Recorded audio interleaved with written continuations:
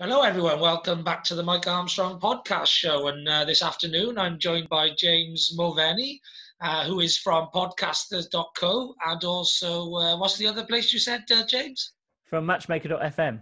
Matchmaker.fm. Yeah, there was a Yeah. long-winded one for me to get in my head in just 2 seconds. We've literally just met online for the first time now after meeting on LinkedIn or Facebook. But I know we've been speaking on LinkedIn anyway.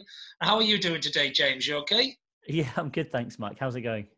Yeah, as you can tell, it's a bit crazy in my world at the moment. I'm doing quite a lot of podcasting and a lot of meetings, a lot of Zooming, a bit like everyone else, really. But Yeah. maybe the podcasting bit not so much like everyone else, just the other podcasters.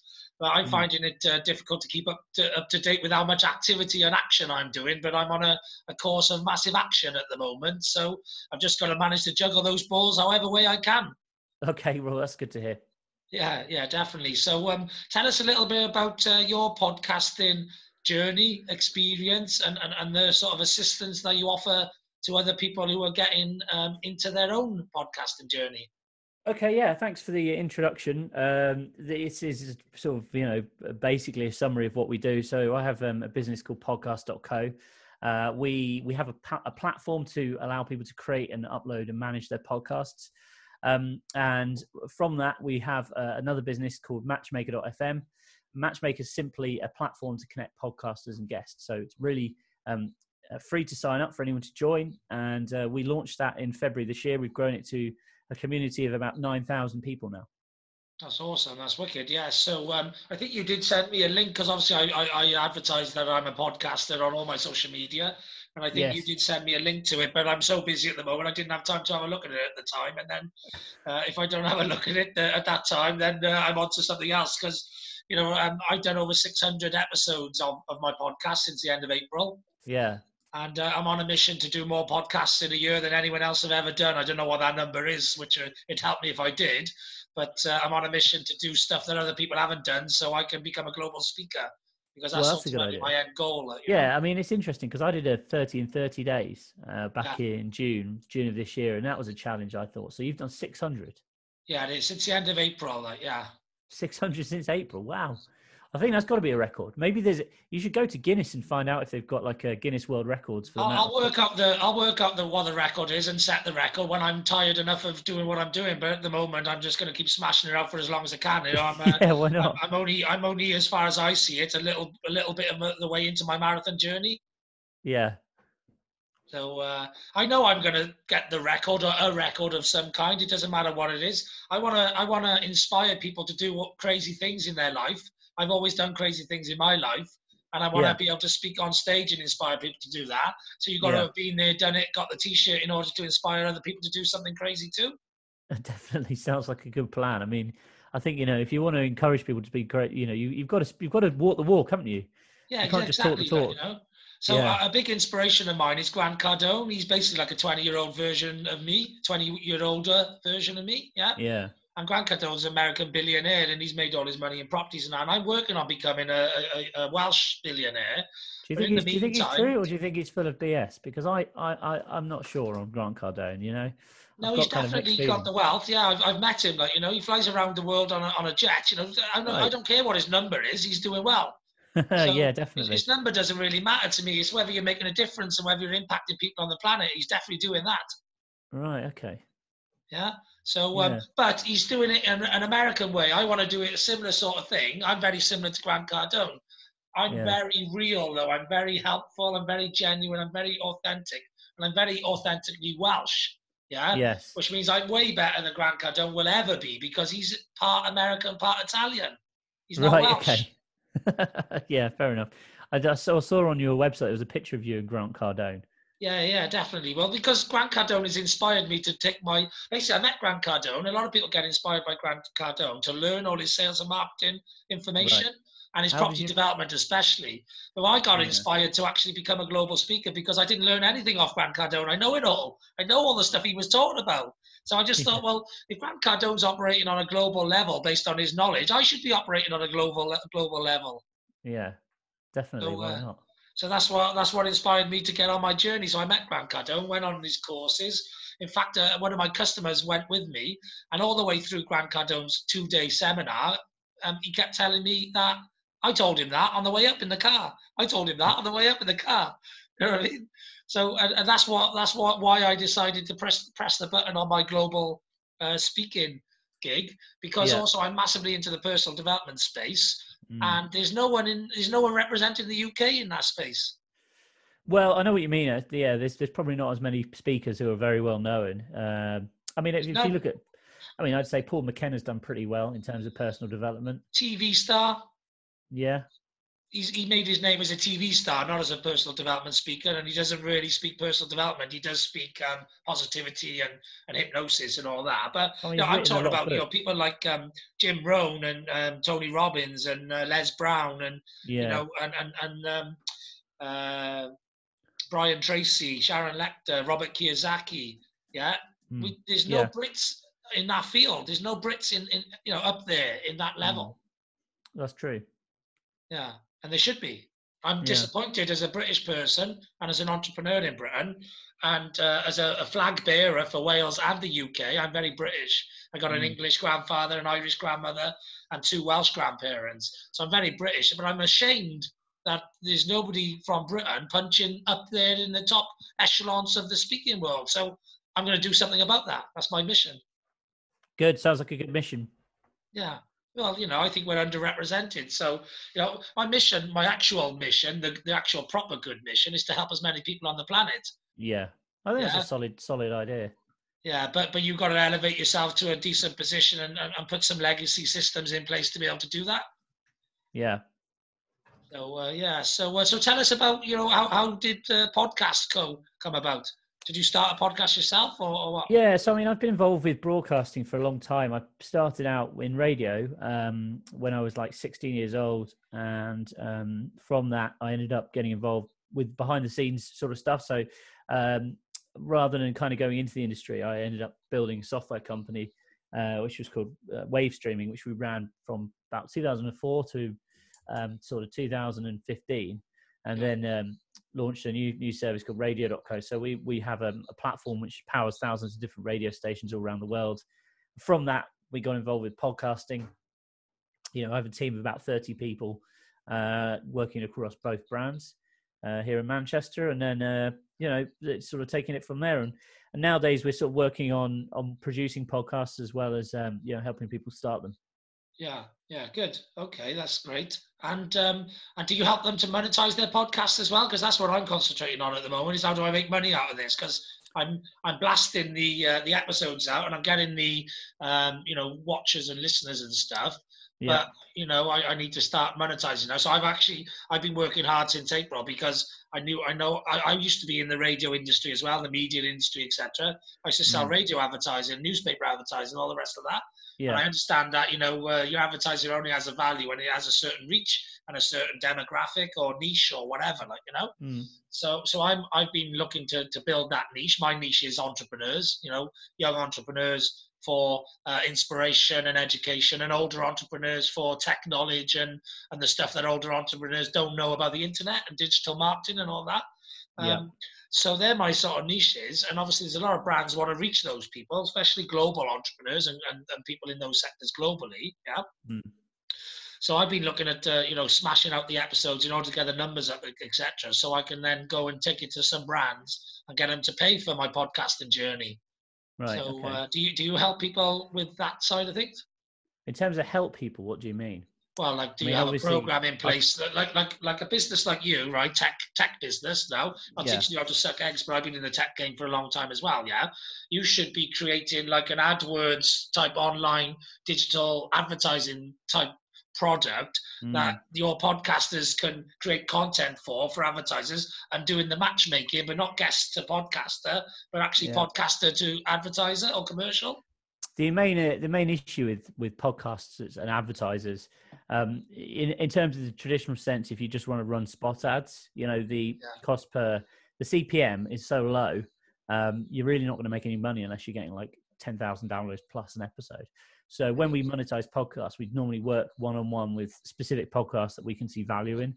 So quite often they might be celebrity podcasts, but for someone who's perhaps not got a huge following, the ways we normally recommend podcasts is to monetize podcasts is to either build a following and sell products and services to that following. So that might be, bonus premium content. It could be selling merchandise, or it could be selling, courses or digital products of some description. Yeah. Just because, brokering a sponsorship deal for one podcast isn't always, as plain sailing. It's a case of attracting the right brand and demonstrating that the numbers are there and the audience is there. And of course, there are lots of podcasts now. So having like a one size fits all solution isn't always necessarily the case. And there are other ways to monetize your podcast apart from just running spot ads, which don't generally give a very good payout. No, but you could, for example, like you could have your own version of something like Pantheon, where you get people in, you help people with, unique content and setting that up. You also could do, like with the merchandising, for example, you could have a wholesale supplier of merchandise and they get their logo printed on it. So therefore you become the wholesale or the distributor of the product to the retail podcasters. Yeah. Who then they go on and retail as well. These are all things I've thought of myself. So these are all things that, if I was tech, which I'm not, but at some point in my life, I'll probably meet a tech person. But the problem is I always need a tech person who's commercially minded, and the commercially minded tech people are already doing their own commercial ventures. Yeah. But you need a good coder, but who understands commerce, because most non-commercially minded coders, they want to just give them 50 grand up front or 100 grand or, before you get going with them on anything, on anything interesting and exciting. Well, this is true. It can cost a lot of money to develop technology platforms, It does cost a lot of money, yeah. So either you got to then go through the round of funding and, all of that, which is a lot of hard work and stuff, or you could do what I do is sit on the idea, waiting for the right opportunity for the right person that you meet with, Yeah, you say hard work, but I'd say obviously you don't get results unless you put hard work in, right? So. Oh yeah, well everything's hard work, but I mean the funding thing's hard work, like going around and getting the funding. There's so many hurdles you've got to overcome and all of that, Oh yeah, can be as well, But again, that's just the ecosystem, that the startup ecosystem, the way it works, really. Yeah. I'd rather sort of build the product up to such a large demand or whatever, then that those sort of people come out looking for you then, rather than the other way around, Yeah. Yeah, so there's different ways about going around all sorts of things, really. It just depends which way you want to go around it, But for me, it's about, like I say, it's getting those numbers first, because until you've got decent numbers, you haven't got a product to sell. So once you've got a product to sell, once you've got numbers and you've got an opportunity for somebody to get involved in, then it's just about creating, okay, what does that involvement look like? Who do I get involved, and what does the involvement look like? Yeah, absolutely. But so obviously you've got a lot of experience about podcasting and all of that. I like helping people, especially my listeners, my audience, and all that. I recently did a short video on LinkedIn, because I get asked by a lot of people, give them podcasting advice and tips and that sort of thing. One of my major tips was just get going, which I think is absolutely. I totally agree with that, Mike. I think you're right. There's a lot of people that come to us and they put it off for too long. I think just starting is a good way to begin, and you don't have to be perfect from the get-go. You can always kind of reiterate and sort of improve or change the direction or change the concept even of your show as you progress. And as it's like anything in life, the more practice you get, the better you get at it. Yeah, definitely. And that, that's why I give that as one of my main advice. But I also put a little bit of my journey, what I've been doing since April, to some business people, and trying to really encourage them really to get going. And because I'm all about, I always have been for a long time, becoming the key person of influence in your sector. And obviously podcasting, I used to blog for 15 years. So, blogging, podcasting, LinkedIn, it's all telling a story, sharing a story, showcasing what you can do, what you know about, and all that sort of thing. And obviously podcasting for me is a better way than blogging, because I prefer talking than typing. But it's all about becoming a key person of influence. So I'm always trying to encourage people to have their voice, if you like, and start sharing their knowledge to their community and their audience, and elevate themselves into that position. What advice would you have for people, doing that? Well, I think appearing on guests, by appearing as a guest on other people's podcasts is a great way to start. It doesn't matter what industry you're in. There's always podcasts that are relevant for your specific sector or your niche or your genre. So that's kind of like my advice. That's really why we built Matchmaker, because we wanted to connect guests and podcasters together. Yeah, definitely. And, I myself have done a Facebook version of Matchmaker, which is a group that does exactly that, matches guests and podcasters together. And I've managed to get some fantastic guests on there. So obviously that's one way of doing it. And then I'll look forward to, when I get a bit of time, probably after this, when I do a bit of research, probably after this, I'll join the Matchmaker community, because you want to keep yourself busy. And if you can get on lots of other podcasts, and especially if you've got a podcast and you haven't got no listeners, that's one way of getting some listeners, by being an interesting guest on a podcast. Yeah, totally. Yeah, cross promotion is always a good idea. Yeah, definitely. I've done a few podcasts of my own. I've been on a couple in Canada and a couple in America, and whatever, a radio station, and a few other things like that. Have you got any contacts still in the radio world that are into entrepreneur business guests, that sort of thing? Well, yeah, I mean, I think a lot of our customers are very, very entrepreneurial, whether they're on the radio side of things or the podcast side of things. That's generally a common trait that we see. Yeah, because I'm looking to get onto some big audiences, Yeah. Because obviously I want to grow my audience as quick and as big as possible. So. Well, absolutely. I mean, the main thing to do is just demonstrate when you're approaching people, is try and sort of demonstrate what value you can bring to their audience. Really, that's kind of like the best advice I've got. Yeah, definitely. And I can always bring great value to any audience, because I've got a lot of information. So, it's about, I've got a lot of information that other people don't have.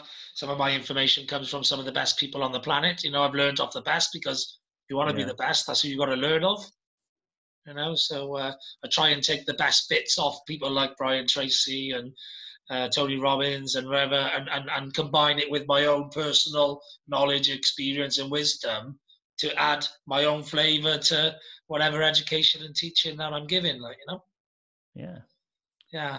And I think that's the key, is like I've been doing what I do for 30 years. So it's also about being authentic and being, an expert as well. Or if you're not an expert, just being honest with people at what level you are at, because, there's still always people willing to learn off anyone at any level. So, So tell us, how does the Matchmaker community work? Tell me a little bit more about that.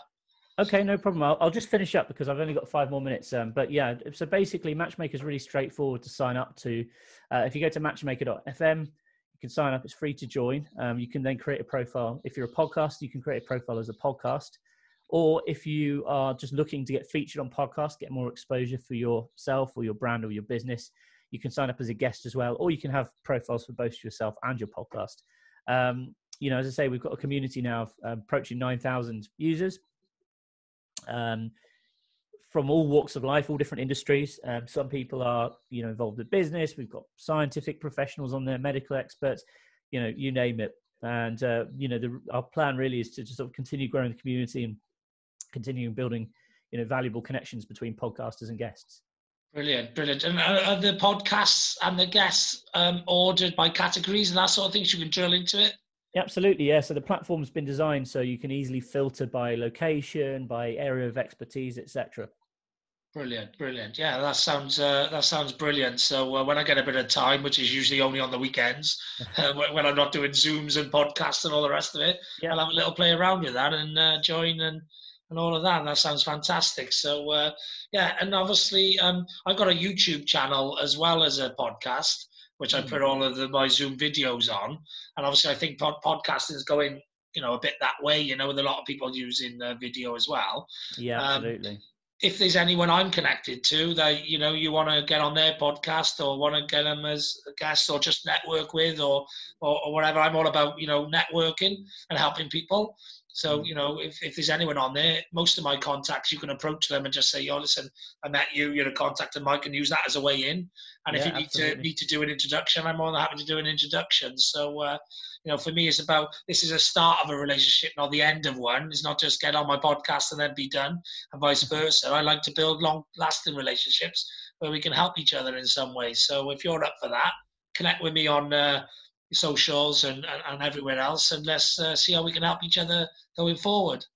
All right. Well, pleasure speaking to you, Mike. Thanks very much for having me on today. Brilliant. Thanks for coming on and for sharing your wisdom. Cheers. Cheers. All the best. Bye-bye. Right. Nothing else left to say other than have a great day. I know I will. And thanks very much for listening. Cheers. Bye-bye.